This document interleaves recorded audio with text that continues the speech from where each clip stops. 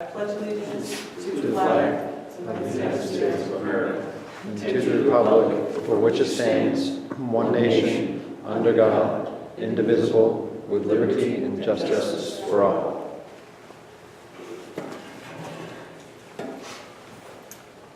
All right, ladies and gentlemen, I'd like to introduce Dan McGonigle from the John Birch Society. Be in the camera. I was good over here. You want to be in the camera or no? He doesn't come out on film, so. Exactly. I'd like, on behalf of Go ahead. Oath Keepers, the John Birch Society, Dan McGonigle has been nice enough to put on a presentation for restoring the Constitution. So, with that said, Mr. McConville. Thank you, Don.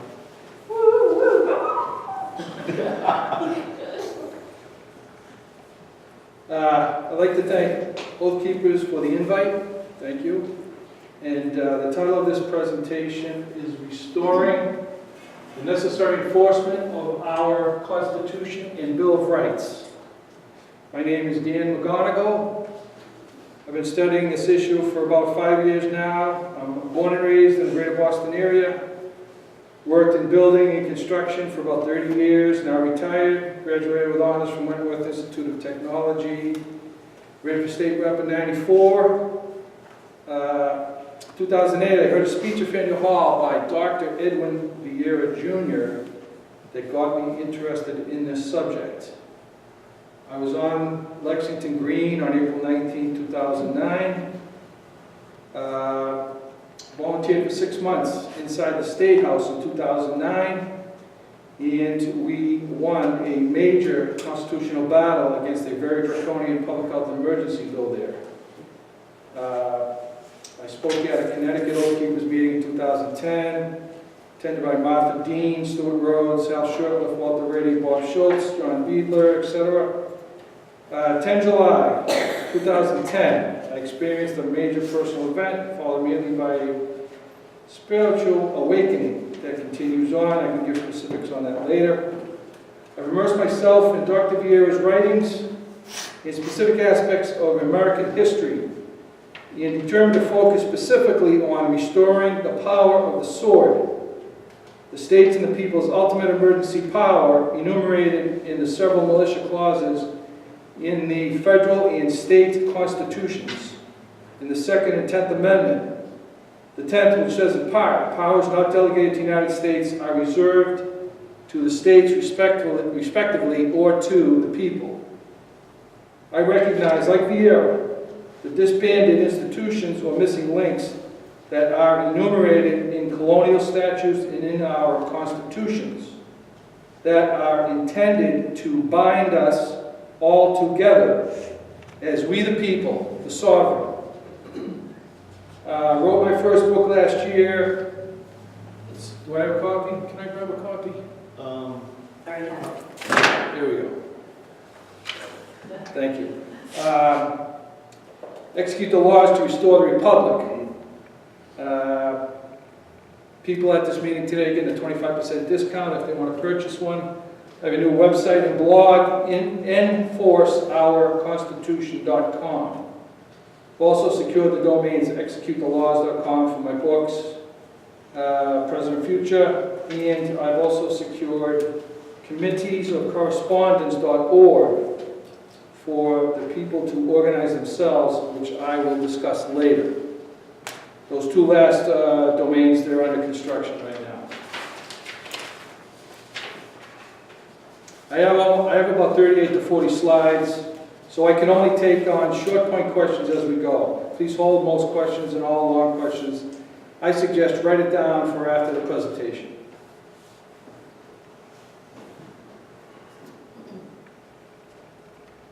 This picture displayed earlier, before the presentation, is of historical artist Don Troiani's painting titled Lexington Common, 19th of April, 1775, depicting the Lexington Militia Company on the town green in the early morning prior to the arrival and offensive attack by the advancing British regulars.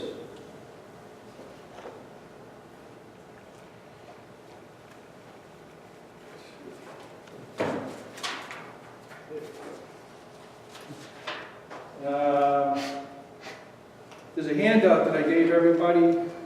It's of quotes, specific quotes from the Unanimous Declaration, Constitution, and the Bill of Rights. And I'm going to go through these very quickly. You can see I've highlighted certain words, certain very important words in blue bold.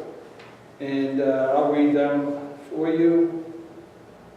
Laws of nature and nature's God. This is the Unanimous Declaration. Unalienable rights, life, liberty, and the pursuit of happiness. The first draft of the Declaration, that was called Life, Liberty, and Property, and they changed it. The pursuit of happiness has a wider meaning. To secure these rights, governments are instituted among men, deriving just powers from the consent of the governed. That's the establishment of the people as the sovereign. That phrase right there. Governments instituted among men, deriving their just powers from the consent of the governed. There being the governments, the governed being us, we the people. The right of the people to alter, it is their right, it is their duty to provide new guides for their future security. Duty is a very important word. It's not in the Constitution anywhere, but we all have a duty, and that'll come up a little later. Okay, the Constitution for the United States of America, the preamble.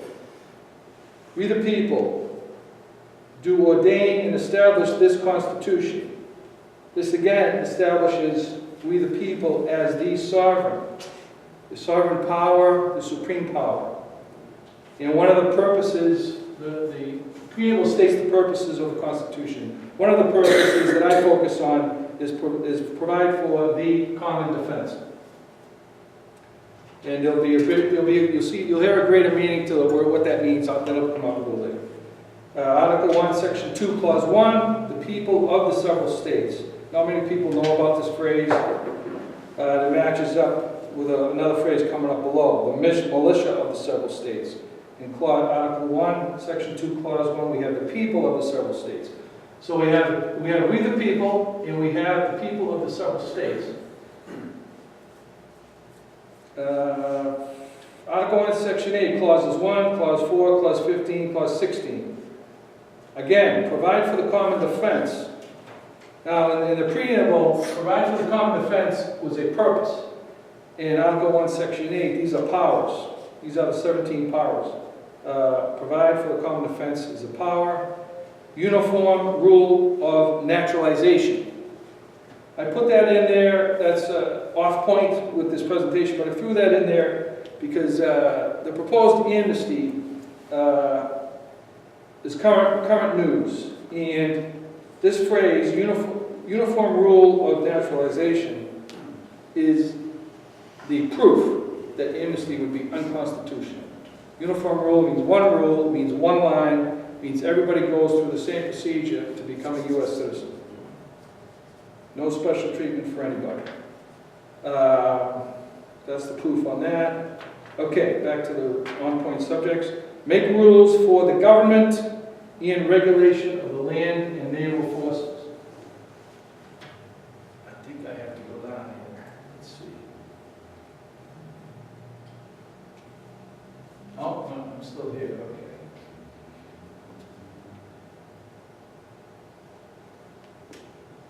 Provide for calling forth the militia to execute the laws. That's Clause 15. Provide for organizing, arming, disciplining the militia, training the militia. That's Clause 16. So Clause 15 is the performance clause, the enforcement clause. Clause 16, provide for organizing, arming, disciplining the militia, training the militia. That's the organizational clause, the command structure. Okay.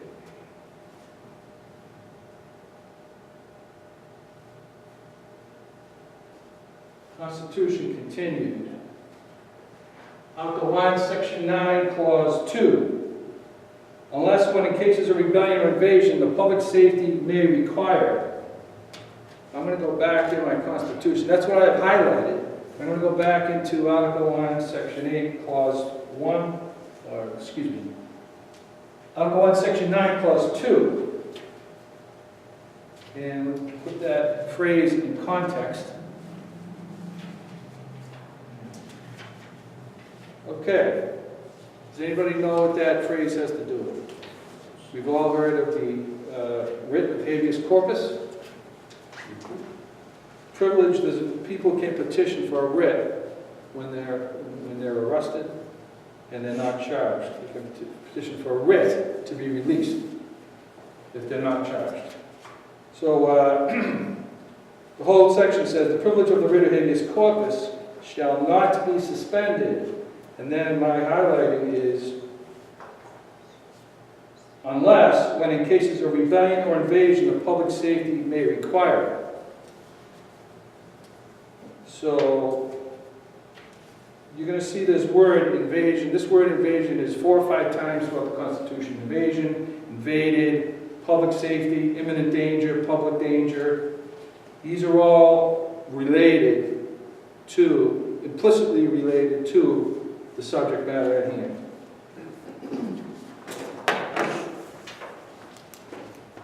Article 1, Section 10, Clauses 1 and 3. No state shall make anything but gold and silver coin a tender in payment of debts.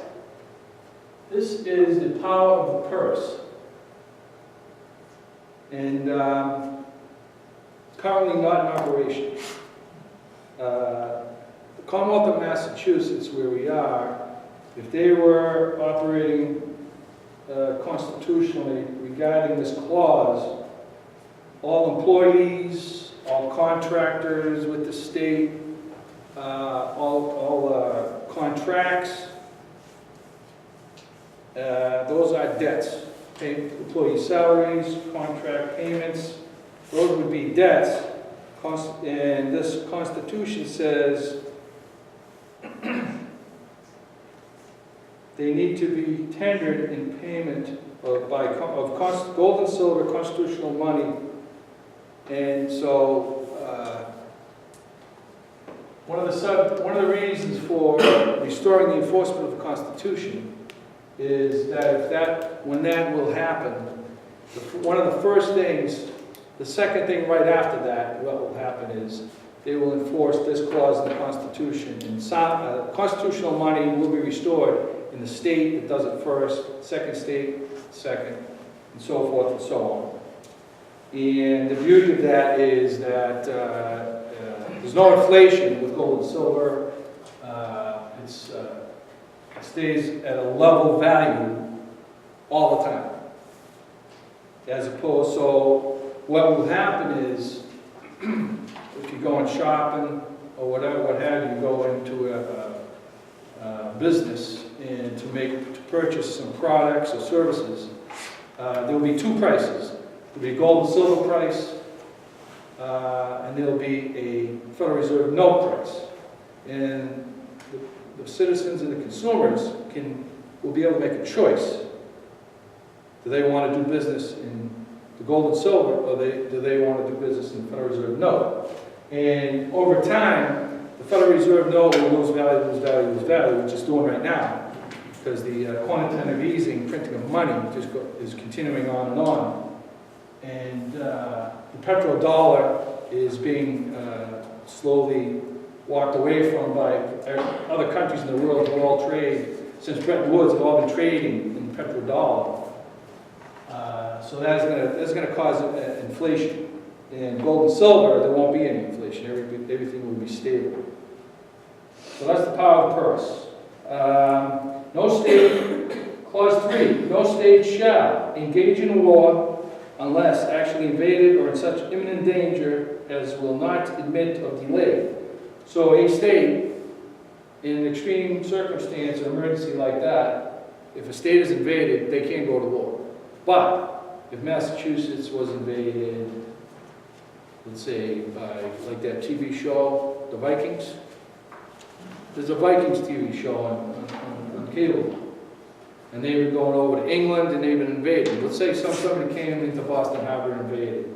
Say the Chinese Costco freight big ship, instead of full of products, it was full of 5,000 Chinese troops.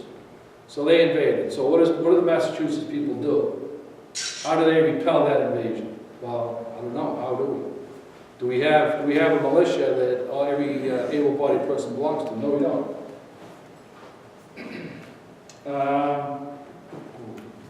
Article 2, Section 2, Clause 1, the militia of the several states. That's under Article 2 is the executive power under the President. And I may as well read that section. If every year I talked about this, he set forth a scenario where what he would do if he was president, what would happen if he was in the Oval Office. The President shall be Commander-in-Chief of the Army and Navy of the United States and of the militia of the several states when called into actual service of the United States. So the militia is not it's of the several states, but it can be called into service of the United States in an emergency when needed. Now, the reason these clauses are in here, that the militia of the several states, they do have, when you're done, you'll understand, when I'm done here, you'll understand that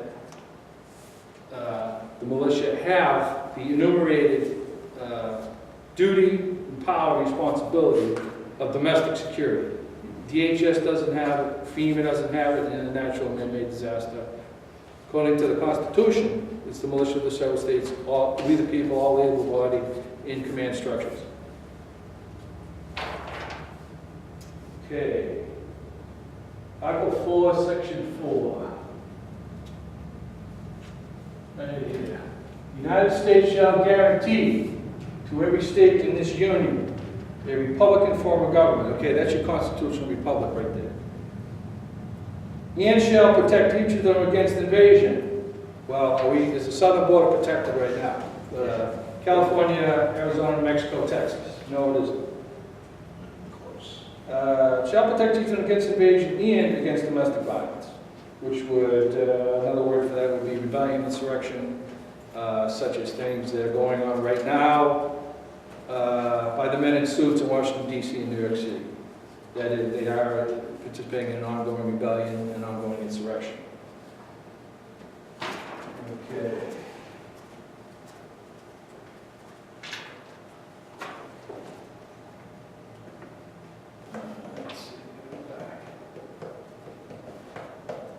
Article 5, which you talked about at the last meeting. Here we go, Article 5. I don't know if Hal mentioned this at the last meeting. But I mentioned it when I go around when I went around with Hal Shurtleff, the John Birch Society, to the 6 New England State Houses. We're gonna this week up and coming, we're gonna be in Albany at the New York State House. Hal brings me on after he talks, and I talk about the enforcement. Dr. Vieira wrote a short commentary. Enforcement, not amendment, is the answer. And so he's against a constitutional convention, conference of the states, whatever they want to call it.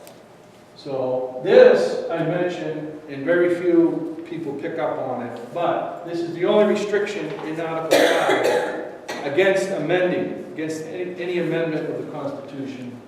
It's at the end, the last sentence. This is up higher. There's words in between that have expired at a certain date, like 20 years after the Constitution was written. And then, so when you read it without that, it says, provided that no state without its consent shall be deprived of its equal suffrage in the Senate. What that means for the young fellow in the back there, equal suffrage, all that means is, equal suffrage in the Senate means we have 2 U.S. senators per state. That's the equal suffrage. We have 2. 2 for every state. Can't have 1 for one state, and then 2 for another state, and then 3 for another state. It's always the same equal number, so that's what they mean by equal suffrage. U.S. senators who were supposed to represent the interests, originally they were intended to represent the interests of the states. That was the whole purpose. So they had equal number from each state. So when they voted on anything in the Senate, each one had a vote for their state. So that's the equal suffrage. So no state, like Texas, can't outvote Rhode Island because even though one's much bigger than the other, they both have 2 U.S. senators. So that's the only restriction on amending the Constitution, whether it's done in Congress or whether it's done in convention, which was only once in 1787. So what does that mean?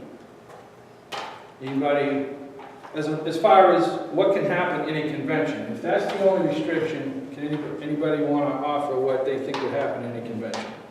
What's the danger of a convention? Change the Constitution. It could be runaway. Actually, you could actually throw the entire Constitution away. Right. Well, That's what they ended up doing if this with is the the articles. only- if this is the only restriction, that would mean everything else could be changed. Right. But just like the Articles of Confederation that our founding fathers cleared the slate on. Right, Same exact thing. Yeah. Okay, moving forward. Article 6, Clause 2. This Constitution and the laws of the United States, which shall be made in pursuance thereof, shall be the supreme law of the land. All right, it is the supremacy clause where the federal government can come into a state, like the FBI can come in and tell the state police in Massachusetts what to do because of the supremacy clause. But that's not really true because the FBI isn't really a constitutional agency, but it's practice. And this is the proof that the Constitution is the supreme law. And like when Obama and the President and the Secretary of State signed the United Nations Small Arms Treaty, that they claim that treaty can be applied as law in the United States. They want it to be applied as law. But laws and treaties are a level under the Constitution. This is the proof as far as the law. Now, the treaties are mentioned in this clause, in this section. But I'm not concerned with treaties, I'm concerned with laws. So, if the laws have to be made in pursuance thereof, thereof being the Constitution, which one supersedes which? It doesn't say the Constitution has to be made in pursuance thereof of the laws. It says the laws of the United States which shall be made in pursuance thereof. So the laws are under the Constitution. Even though when people read it, they think the Constitution, the laws, and the treaties are all together the supreme law. But this, if you read it correctly, that's the proof that the Constitution is the superseding rule. Okay. Also lays the foundation for nullification as well. Right. All right, Bill of Rights. We all know the Second Amendment.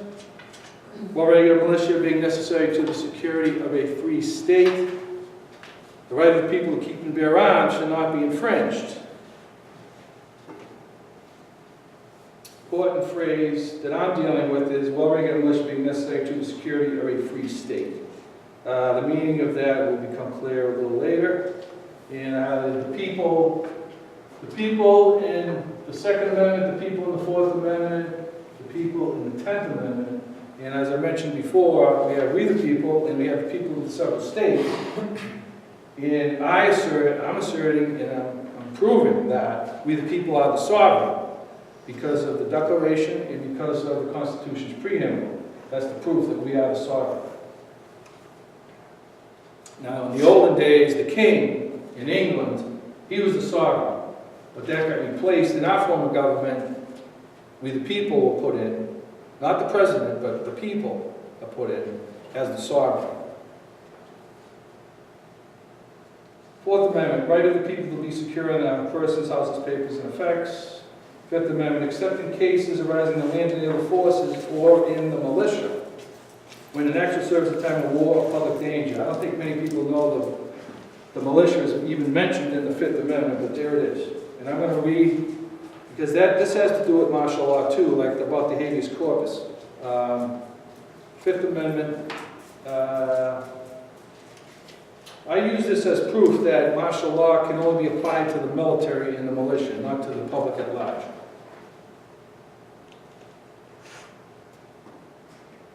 Okay. No person shall be held to answer for, etc., etc., etc., various crimes, except in cases arising in the land or naval forces or in the militia when in actual service in time of war or public danger. So, if you're in the land or naval forces or in the militia in actual service, in time of war or public danger, person can be held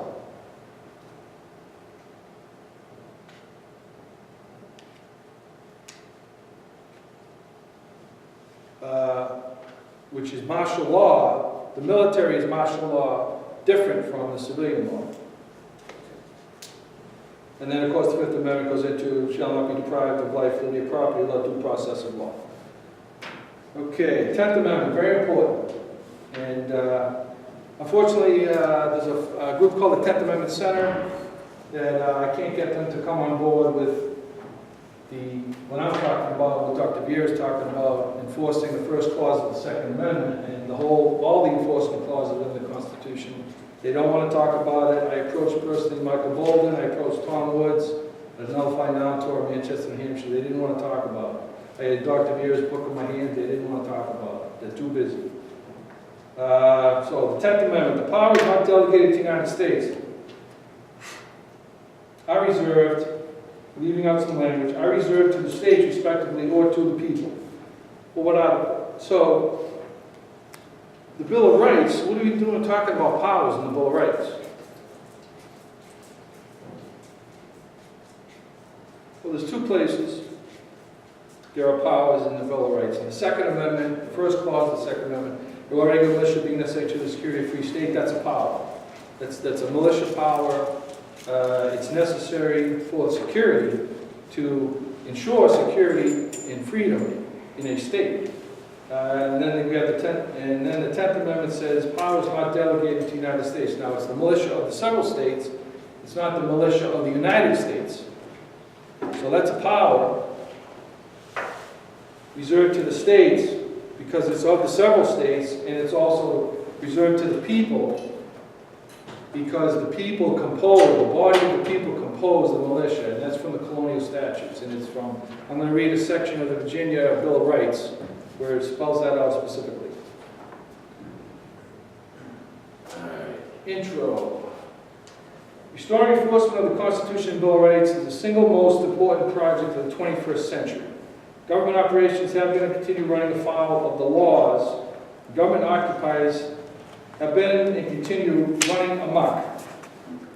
The design and mandates of the founding documents are not being adhered to. Enforcing our Constitution is the solution. Also recognized by Dr. McGonigle Jr., John Birch Society, and writers at the New American Magazine, who have been writing about and preaching about enforcement of the Constitution for years. That then begs the question, how do we go about restoring necessary constitutional enforcement, constitutional security, and constitutional money? This isn't something not yet discovered. There's no need to reinvent the wheel. The solution is right there in black and white in the founding documents. The enumerated but repugnantly disbanded missing link that's intended to bind we the people together as the sovereign is the solution that needs restoration. Militia institutions enumerated colonial laws, pre-constitution colonial laws, and federal and state constitutions for necessary security and its governance will again provide the remedy. The remedy to restore America is to assert political principles and restore enforcement following the founders' lead and instruction book. Okay, I put together a chronology from the beginning in America as far as the visitors that came over from Europe and started up plantations. Chronology of government operations, events, and political philosophy. 1631, General Court of Massachusetts Bay Colony orders that all adult males are to possess arms. Local town militia established based on the English system. So this is 11 years after 1620, Plymouth Plantation began. 730, 23, 24 years after Jamestown, Virginia. 1636, Northeast and South Militia regiments formed the Massachusetts Bay Colony by order of the General Court. You know, Plymouth Colony was in the southeast of our state. Now, Massachusetts Bay was up around the Boston area in the North Shore. And so they formed 3 militia regiments in 1636. And ironically, the National Guard and the Department of Defense have gone to extreme measures to claim a certain date, 1636. In Salem, Massachusetts, where the Northeast and South Militia regiments were formed, they claim that as their founding. With the National Guard, which was created by the 1903 Militia Act, the National Guard, instead, they're claiming that they were founded in 1636 in Salem, Massachusetts. And they passed laws in Congress, they passed laws in the Massachusetts legislature. It's all over. You type in militia, 1636 Massachusetts. It's all, the first 3 pages on Google will be, every single one will be a National Guard article. And I'll talk about that later. Just as a side issue on that particular subject, this is a book published by Congress, and it's available on Amazon. The Right to Keep and Bear Arms, Report of the Subcommittee on the Constitution, United States Senate, 97th Congress. This was published in 1982. Orrin Hatch was on the committee, Ted Kennedy was on the committee, and it says that the last couple of paragraphs in the report that the National Guard is not the militia. So you're hearing different stories. You see in this, and then you see in the DOD and National Guard marketing. And so people can be confused about what's the straight dope. 1643. The Articles of Confederation of the United Colonies of New England, a.k.a. the New England Confederation. Now, this is in my book. I have an excerpt in my book from an original document published by the Old South Meeting House in Boston.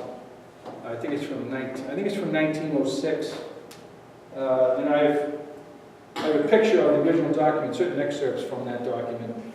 And what I'm going to read here is included in my book. It included Massachusetts, Plymouth, as I mentioned before, Connecticut, New Haven, which were separate colonies.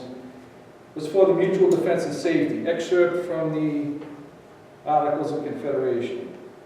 1643. The charge of all just wars, whether offensive or defensive, upon what part or member of this confederation soever they fall, shall both in men, provisions, and all other disbursements be borne by all the parts of this confederation. The commissioners for each jurisdiction bring a true account in number of all their males, every man, in every plantation from 16 years old to 60. So 16 to 60, all males were part of this mutual defense and safety agreement that they made between these 4 colonies. Okay, so that's again the body of the people. That's more proof that we all are supposed to be part of this state institution. 1651, British philosopher Thomas Hobbes, very famous, wrote a book called The Leviathan. In poli-sci, an undergraduate in college, poli-sci 101, a couple of the first 2 gentlemen that they come across, that you're taught in that course, you learn about Thomas Hobbes, British philosopher, and you also learn about John Locke, who I'm going to mention a little just after this. And So Thomas Hobbes, 1651, wrote the Leviathan, published the Leviathan. Leviathan is the state, or the Commonwealth. That's the Leviathan. Back cover. And my copy is right here. And these excerpts are from this. This is the Leviathan, Thomas Hobbes.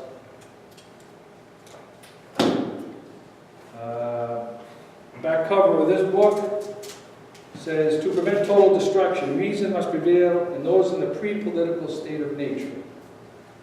Pre-political, no government, no laws. Pre-political state of nature must collectively acknowledge the creation of a civil authority as the only solution if peace is to be achieved and self-preservation assured. Now, I have a comment in here. Before even getting into the U.S. Constitution, which I will very soon, we can see from Hobbes in 1651 that the alleged private militia without civil authority, which a lot of people claim, I see it on the internet and on Facebook all the time, that argument is found lacking legitimacy, just from that one statement that Thomas Hobbes made. Because the people that are alleging that private groups are militia, but what is their civil authority? What laws are they acting under? They're acting what Hobbes calls the pre-political state of nature. That's where they are. There's no civil authority, and there's no written civil regulations, local, county, state, whatever. So that's why I don't agree with private groups using that term, because I like it. When I talk about militia, it's always the constitutional militia. Okay, quote, hereby it is manifest that during the time men lived without a common power to keep them all in awe, they are in that condition which is called war. In such a war as is of every man against every man, and continual spies upon their neighbors. We've heard that recently, haven't we? NSA come to mind? And continual spies upon their neighbors, which is a posture of war. Yes. Where there is no common power, there is no law. The only way to erect such a common power is may be able to defend them from the invasion and the injuries of one